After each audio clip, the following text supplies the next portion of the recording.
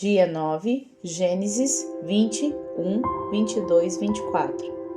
Abraão se mudou para o Neguebe, ao sul. Permaneceu por algum tempo entre Cádiz e Sur, e depois seguiu até Gerar. Enquanto morava ali, como estrangeiro, Abraão apresentava Sara, sua mulher, dizendo: "Ela é minha irmã." Por isso, o rei Abimeleque de Gerar mandou buscar Sara para seu palácio. Naquela noite, Deus apareceu a Abimeleque num sonho e lhe disse: "Você vai morrer. A mulher que tomou já é casada." Abimeleque, porém, ainda não havia dormido com ela. Assim, disse: "Senhor, castigará uma nação inocente? Não foi Abraão que me disse: ela é minha irmã? E ela própria afirmou: sim, ele é meu irmão? Agi com total inocência. Minhas mãos estão limpas." No sonho, Deus respondeu: "Sim, eu sei que você é inocente. Por isso o impedi de pecar e não deixei que a tocasse. Agora, devolva a mulher ao marido dela, e ele orará por você, pois é profeta. Então você viverá. Mas, se não a devolver, esteja certo de que você e todo o seu povo morrerão." Na manhã seguinte, Abimeleque se levantou cedo e, sem demora, reuniu todos os seus servos. Quando contou o que havia acontecido, seus homens se encheram de medo. Então, Abimeleque mandou chamar Abraão. "O que você fez conosco?" perguntou. "Que crime cometi para merecer esse tratamento que nos torna, a mim e ao meu reino, culpados desse grande pecado? O que você me fez não se faz a ninguém. O que deu em você para agir desse jeito?" Abraão respondeu: "Pensei comigo, este é um lugar onde ninguém teme a Deus, e vão me matar para ficar com minha mulher. Além do mais, ela é de fato minha irmã, por parte de pai, mas não de mãe, e eu me casei com ela. Quando Deus me chamou para deixar a casa do meu pai e viajar de um lugar para o outro, eu disse a ela: faça-me este favor. Por onde formos, diga que eu sou seu irmão." Então, Abimeleque pegou ovelhas e bois, servos e servas, e os deu de presente a Abraão. Também lhe devolveu Sara, sua mulher. Abimeleque disse: "Veja, minha terra está à sua disposição. More onde lhes parecer melhor." E disse a Sara: "Estou dando a seu irmão 1000 peças de prata diante de todas essas testemunhas, para reparar qualquer dano que eu lhe tenha causado. Assim, todos saberão que você é inocente." Então Abraão orou a Deus, e Deus curou Abimeleque, sua mulher e suas servas, de modo que pudessem ter filhos, pois o Senhor havia tornado estéreis todas as mulheres do harém de Abimeleque, por causa do que tinha acontecido com Sara, mulher de Abraão. O Senhor agiu em favor de Sara e cumpriu o que lhe tinha prometido. Ela engravidou e deu à luz um filho para Abraão na velhice dele, exatamente no tempo indicado por Deus. Abraão deu o nome Isaque ao filho que Sara lhe deu. No 8º dia, depois do nascimento de Isaque, Abraão o circuncidou como Deus havia ordenado. Abraão tinha 100 anos quando Isaque nasceu. Sara declarou: "Deus me fez sorrir. Todos que ficarem sabendo do que aconteceu vão rir comigo." E disse mais: "Quem diria a Abraão que sua mulher amamentaria um bebê? E, no entanto, em sua velhice, eu lhe dei um filho." Quando Isaque cresceu e estava para ser desmamado, Abraão preparou uma grande festa para comemorar a ocasião. Sara, porém, viu Ismael, filho de Abraão, e da serva egípcia Agar, caçoar de seu filho Isaque. E disse a Abraão: "Livre-se da escrava e do filho dela. Ele jamais será herdeiro junto com meu filho Isaque." Abraão ficou muito perturbado com isso, pois Ismael era seu filho. Deus, porém, lhe disse: "Não se perturbe por causa do menino e da serva. Faça tudo o que Sara lhe pedir, pois Isaque é o filho de quem depende a sua descendência. Contudo, também farei uma nação dos descendentes do filho de Agar, pois ele é seu filho." Na manhã seguinte, Abraão se levantou cedo, preparou mantimentos e uma vasilha cheia de água e os pôs sobre os ombros de Agar. Então mandou-a embora com seu filho, e ela andou sem rumo pelo deserto de Berseba. Quando acabou a água, Agar colocou o menino à sombra de um arbusto e foi sentar-se sozinha, uns 100 metros adiante. Não quero ver o menino morrer, disse ela, chorando sem parar. Mas Deus ouviu o choro do menino, e do céu o anjo de Deus chamou Agar. Que foi, Agar? Não tenha medo. Deus ouviu o menino chorar. Dali onde ele está, levante-o e anime-o, pois farei dos descendentes dele uma grande nação. Então Deus abriu os olhos de Agar e ela viu um poço cheio de água. Sem demora, encheu a vasilha de água e deu para o menino beber. Deus estava com o menino enquanto ele crescia no deserto.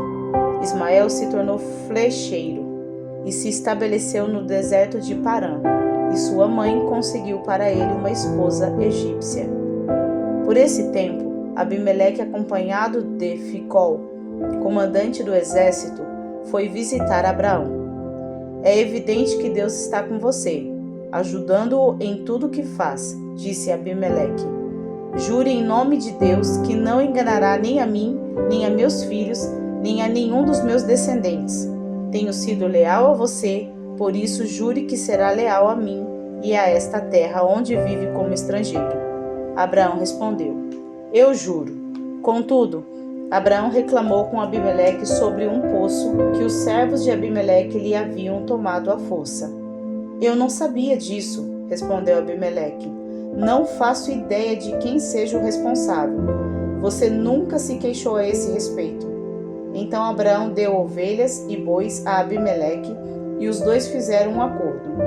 Quando Abraão também separou do rebanho mais 7 cordeirinhas, Abimeleque lhe perguntou: Por que você separou essas 7 das demais? Abraão respondeu: Por favor, aceite essas 7 cordeirinhas como testemunho de que eu cavei este poço. Por isso Abraão chamou o lugar de Berseba, porque ali os dois fizeram um juramento. Depois de firmarem a aliança em Berseba, Abimeleque e Ficol, comandante do exército, voltaram para a terra dos filisteus. Abraão plantou uma tamargueira em Berseba e ali invocou o nome do Senhor, o Deus eterno. E Abraão morou na terra dos filisteus como estrangeiro por longo tempo. Algum tempo depois, Deus pôs Abraão à prova. Abraão, Deus chamou. Sim, respondeu Abraão. Aqui estou. Deus disse: Tome seu filho, seu único filho, Isaque, a quem você ama tanto, e vá à terra de Moriá. Lá, em um dos montes que eu lhe mostrarei, ofereça-o como holocausto. Na manhã seguinte, Abraão se levantou cedo e preparou seu jumento. Levou consigo 2 dos seus servos e seu filho Isaque. Cortou lenha para o fogo do holocausto e partiu para o lugar que Deus tinha indicado. No 3º dia da viagem, Abraão levantou os olhos e viu o lugar de longe. Fique aqui com o jumento, disse ele aos servos. O rapaz e eu iremos mais adiante, vamos adorar e depois voltaremos. Abraão pôs a lenha para o holocausto nos ombros de Isaque, e ele próprio levou o fogo e a faca. Enquanto os dois caminhavam juntos, Isaque se virou para Abraão e disse: Pai. Sim, meu filho, respondeu Abraão. Temos fogo e lenha, disse Isaque. Mas onde está o cordeiro para o holocausto? Deus proverá o cordeiro para o holocausto, meu filho, respondeu Abraão. E continuaram a caminhar juntos. Quando chegaram ao lugar que Deus havia indicado, Abraão construiu um altar e arrumou a lenha sobre ele. Em seguida, amarrou seu filho Isaque e o colocou no altar, sobre a lenha. Então, pegou a faca para sacrificar o filho. Nesse momento, o anjo do Senhor o chamou do céu. Abraão! Abraão! Aqui estou, respondeu Abraão. Não toque no rapaz, disse o anjo. não lhe faça mal algum. Agora sei que você teme a Deus de fato. Não me negou nem mesmo seu filho, seu único filho. Então Abraão levantou os olhos e viu um carneiro preso pelos chifres num arbusto. Pegou o carneiro e o ofereceu como holocausto em lugar do filho. Abraão chamou aquele lugar de Javé-Jirê. Até hoje, as pessoas usam esse nome como provérbio. No monte do Senhor se providenciará. Então o anjo do Senhor chamou Abraão novamente do céu. Assim diz o Senhor: uma vez que você me obedeceu e não me negou nem mesmo seu filho, seu único filho, juro pelo meu nome que certamente o abençoarei. Multiplicarei grandemente seus descendentes, e eles serão como as estrelas no céu e a areia na beira do mar. Seus descendentes conquistarão as cidades de seus inimigos, e por meio deles todas as nações da terra serão abençoadas. Tudo isso porque você me obedeceu.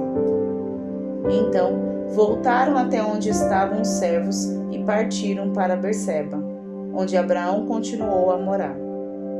Pouco tempo depois, Abraão ficou sabendo que Milca, mulher de Naor, irmão dele, lhe tinha dado filhos. O mais velho recebeu o nome de Uz, o segundo mais velho, Buz, seguindo de Quemuel, antepassado dos arameus. Quéside, Azo, Pildas, Gidlaf e Betuel, que foi o pai de Rebeca. Esses foram os 8 filhos que Milca deu a Naor, irmão de Abraão. Além desses, Reumá, sua concubina, lhe deu 4 filhos: Tebá, Gaã, Taás e Maaca. Mateus 7, 15 e 29. Tomem cuidado com os falsos profetas, que vêm disfarçados de ovelhas, mas que na verdade são lobos esfomeados. Vocês os identificarão por seus frutos. É possível colher uvas de espinheiros ou figos de ervas daninhas? Da mesma forma, a árvore boa produz frutos bons, e a árvore ruim produz frutos ruins. A árvore boa não pode produzir frutos ruins, e a árvore ruim não pode produzir frutos bons. Toda árvore que não produz bons frutos é cortada e lançada ao fogo. Portanto, é possível identificar a pessoa por seus frutos. Nem todos que me chamam Senhor, Senhor entrarão no reino dos céus, mas apenas aqueles que de fato fazem a vontade de meu Pai, que está no céu. No dia do juízo, muitos me dirão: Senhor, Senhor, não profetizamos em teu nome? Não expulsamos demônios em teu nome? E não realizamos muitos milagres em teu nome? Eu, porém, responderei: nunca o conheci. Afastem-se de mim, vocês que desobedecem à lei. Quem ouve minhas palavras e as pratica é tão sábio como a pessoa que constrói sua casa sobre uma rocha firme. Quando vierem as chuvas e as inundações e os ventos castigarem a casa, ela não cairá, pois foi construída sobre a rocha firme. Mas quem ouve meu ensino e não o pratica é tão tolo como a pessoa que constrói sua casa sobre a areia. Quando vierem as chuvas e as inundações e os ventos castigarem a casa, ela cairá com grande estrondo. Quando Jesus acabou de dizer essas coisas, a multidão ficou maravilhada com seu ensino, pois ele ensinava com verdadeira autoridade, diferentemente dos mestres da lei. Salmo 9, 1-12. Ao regente do coral, Salmo de Davi, para ser cantado com a melodia, a morte do filho. Eu te louvarei, Senhor, de todo o meu coração. Anunciarei as maravilhas que fizeste. Por causa de ti me alegrarei e celebrarei. Cantarei louvores ao teu nome, ó Altíssimo. Meus inimigos recuaram, tropeçaram e morreram diante de tua presença. Pois julgaste meu direito e minha causa. De teu trono julgaste com justiça. Repreendeste as nações e destruíste os perversos. apagaste o nome deles de uma vez por todas. O inimigo está acabado, arruinado para sempre. Arrasaste suas cidades e elas caíram em esquecimento. O Senhor, porém, reina para sempre. De seu trono executa o julgamento. Julgará o mundo com justiça e governará as nações com imparcialidade. O Senhor é abrigo para os oprimidos, refúgio em tempos de aflição.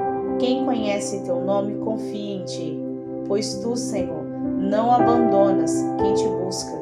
Cantem louvores ao Senhor, que reina em Sião. Anunciem ao mundo seus feitos, pois aquele que vinga o sangue derramado não se esquece dos aflitos. Ele não ignora seu clamor. Provérbios 2, 16, 22. A sabedoria o livrará da mulher imoral, das palavras sedutoras da promíscua. Ela abandona o marido, o companheiro de sua juventude, e ignora a aliança que fez diante de Deus. Entrar na casa dela leva à morte. É a estrada para a sepultura. O homem que a visita está perdido. Jamais alcançará os caminhos da vida. Portanto, siga os passos dos bons e permaneça nos caminhos dos justos, pois os retos viverão na terra, e os íntegros nela permanecerão. Os perversos, porém, serão eliminados da terra, e os desleais arrancados dela.